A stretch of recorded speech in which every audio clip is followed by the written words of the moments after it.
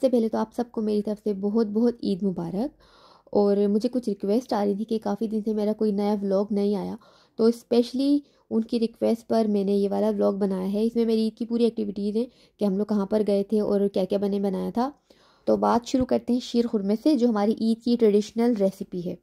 शीर खुरमा मैं वही सिंपल से तरीके से बनाती हूँ। मैं इसमें फेनिया नहीं डालती, सेवइयाँ डालती हूँ, और उसमें मैं छुहारे और खजूर नहीं डालती। उसकी जो बीच की फॉर्म होती है ना, वो ज़्यादा ड्राई होते और ना वो खजूरें होती, तो मैं वो यूज़ करती हूँ।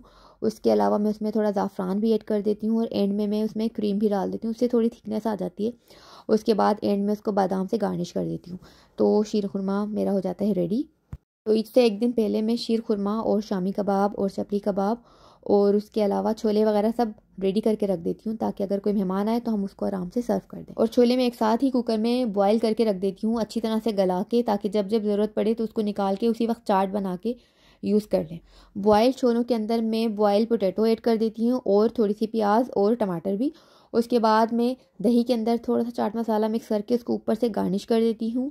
और इमली की चटनी बना के मैं पहले से रखती हूँ, और इमली की चटनी के अंदर थोड़ा सा केचप मिक्स करके तो और थोड़ी चीनी मिक्स करके ऊपर से मैं उसको गार्निश कर देती हूँ, तो बहुत मज़े का टेस्ट आता है। और ऊपर से पापड़ी डाल देती हूँ, और पापड़ी जो समोसा पट्टी होती है उसी को मैं फ्राई करके डाल देती हूँ, तो बिल्कुल पापड़ी का टेस्ट। और हमारा ईद का दिन शुरू होता है ईद की नमाज़ से। हम सब, मैं, मेरे हस्बैंड और बच्चे, हम सब ईद की नमाज़ पढ़ने के लिए जाते हैं।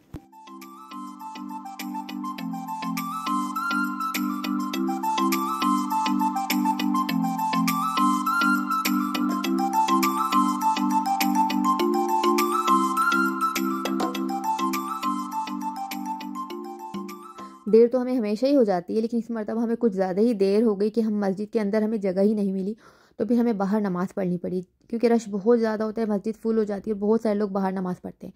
तो अपनी अपनी सब लोग नमाज़ लेकर आते हैं, अगर उन्हें पता होता है देर हो गई है तो फिर वो बाहर नमाज़ बिछा के उस पर नमाज़ पढ़ लेते।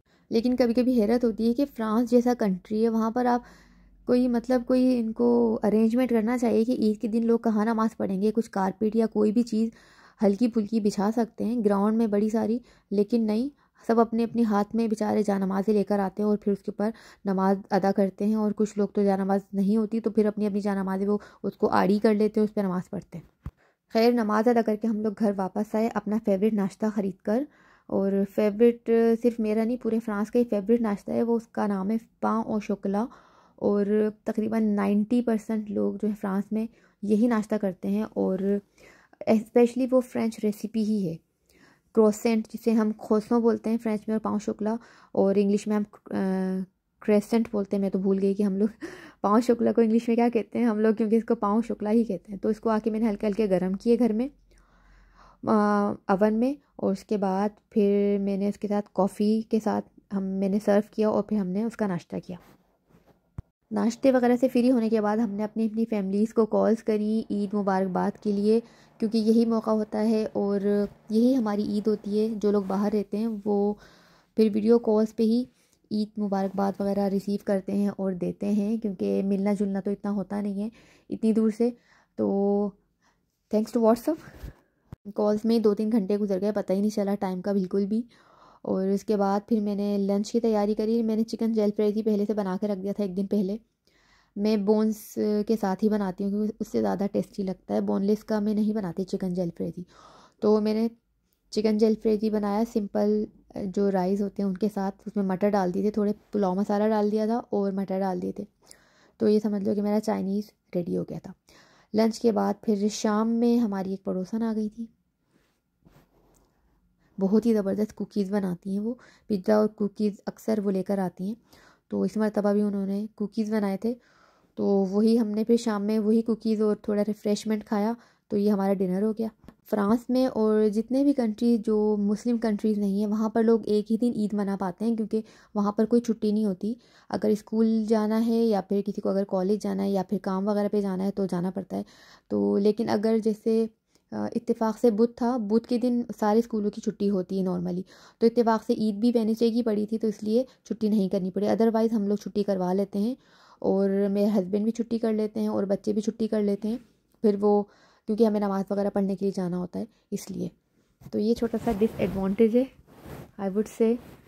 लेकिन उसके अलावा हम लोग घर में तो 3 दिन ही ईद मनाते हैं। सेकंड डे मैंने पिज़्ज़ा बना लिया था, और पिज़्ज़ा बहुत ही अच्छा बना था। मैं चीज़ कम डालती हूँ। और ये बीटरूट मुझे बहुत पसंद है। ये बॉइल्ड हुए हुए और पील ऑफ हुए हुए बिल्कुल रेडी मिलते हैं पैकेट के अंदर, तो इसको हम बाई कर लेते हैं और फिर हम इसको सलाद के तौर पे यूज़ करते हैं।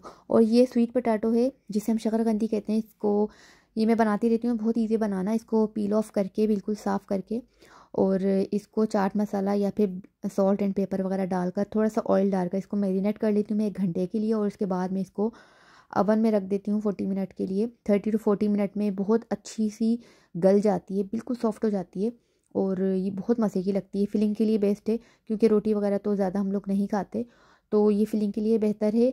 और ये बहुत ज़्यादा फ़ायदा करती है, पेट बिल्कुल साफ़ कर देती है। और जैसे गाजर हैं, गाजर भी हम लोग इसी तरह खाते हैं। यहाँ पर बॉइल्ड और ग्रिल्ड वेजिटेबल खाने का बहुत ज़्यादा रुझान है।